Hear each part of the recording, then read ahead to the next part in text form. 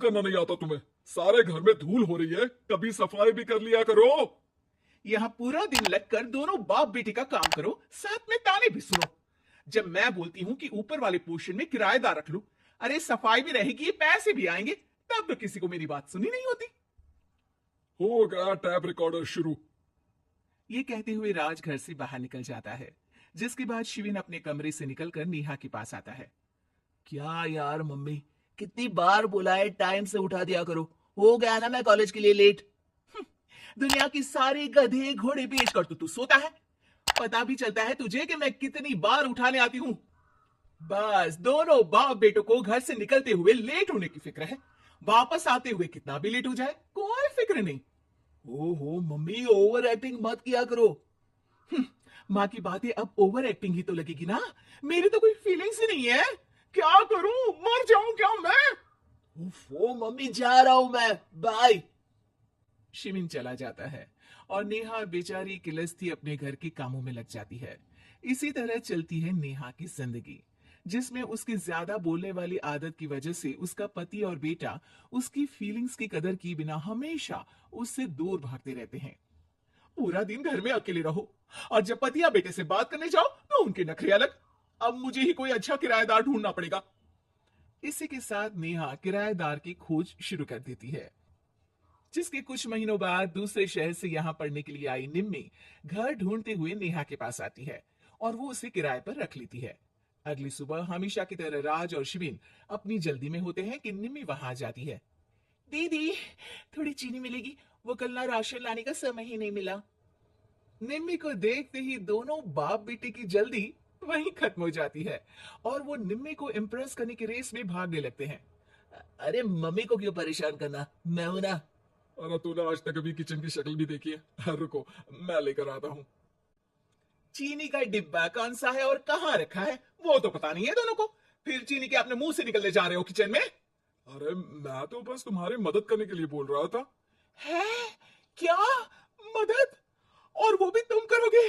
सच में? अरे कोई तो सच बताओ, सुबह सुबह दोनों बाप बेटे कोई सूखा नशा करके तो नहीं आ गए ना? अरे कैसी बेकार की बातें करती हो मम्मी। अरे जब कौवा अचानक हंस की चाल चलने लगेगा तो शक होना तो लाजमी है ना। घर का ऐसा माहौल देख निम्मी वहां से जाने ही लगती है कि राज उसे रोक लेता है। अरे आपने चीनी तो ली ही नहीं?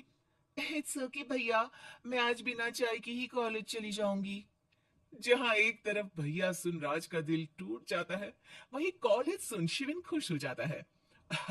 वैसे आप कौन सी कॉलेज में हो? इस पर निम्मी जवाब देने ही वाली होती है, लेकिन नेहा टोकते हुए बीच में बोल पड़ती है। अब दोनों को देर नहीं हो रही। हद है इनसे भी, कहीं बात बनने ही नहीं देंगे मेरी तो। अरे जा रहे, अब यहाँ बचाई क्या है? इस पर निम्मी के पीछे पीछे शिविन कॉलेज की तरफ और राज ऑफिस चला जाता है। इसी तरह दिन बीतने लगते हैं, जिसमें अब सुबह जल्दी जाना और शाम लेट आने का सिलसिला सुबह लेट जाना और शाम जल्दी आने में बदल जाता है। एक शाम वो दोनों समय से पहले ही घर वापस आ जाते हैं, जिन्हें देख नेहा हैरान रह जाती है। हाय मेरे रब्बा, अरे पहले घर जल्दी आना शुरू कर दिया और आज तो उससे भी जल्दी।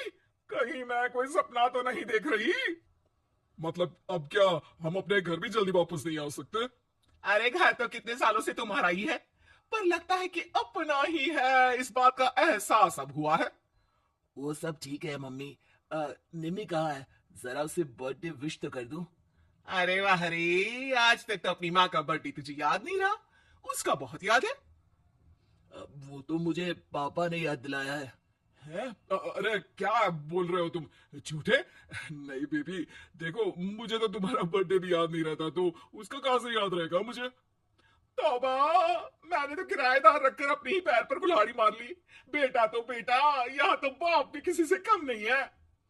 इतनी देर में निम्मी भी घर वापस आ जाती है, जिसे देखते ही शिविन हैप्पी बर्थडे गीत गाता हुआ उसके पास चला जाता है। हैप्पी बर्थडे निम्मी। बताओ आज क्या चाहिए तुम्हें? हाँ हाँ, मांग लो ना इसकी जान। अरे नहीं नहीं, मुझे कुछ नहीं चाहिए, बल्कि मैं तो आज आप लोगों को कुछ देने आई हूँ। क्या क्या देने आए हो? निम्मी अपनी बैग में से मिठाई का डिब्बा और शादी का कार्ड निकालती है। ये मेरी शादी का कार्ड और मिठाई, आप सबको मेरी शादी में जरूर आना है और इसी खुशी में मिठाई खाइए। निम्मी की बात सुनकर जहां शिवीन और राज शॉक में आ जाते हैं, वहीं नेहा हंसने लगती है। दिल की अरमां आंसुओं में बह गए। नेहा की बात से कंफ्यूज्ड निम्मी उससे इसकी वजह पूछती है, जिस पर नेहा अपने पति और बेटी की सारी करामातें उसे बताती है। आई कांट बिलीव आपको मैंने भैया बोला, और शिविन तुम्हें तो मैं हमेशा छोटे भाई की तरह समझती हूँ, लेकिन कहते हैं ना, man will be always man. लेकिन आज से ये विमेन सेम नहीं रहेगी इनके लिए। फिर क्या, बाप बेटे आगे आगे और नेहा झाड़ू लेकर उनके पीछे पीछे। Yeah.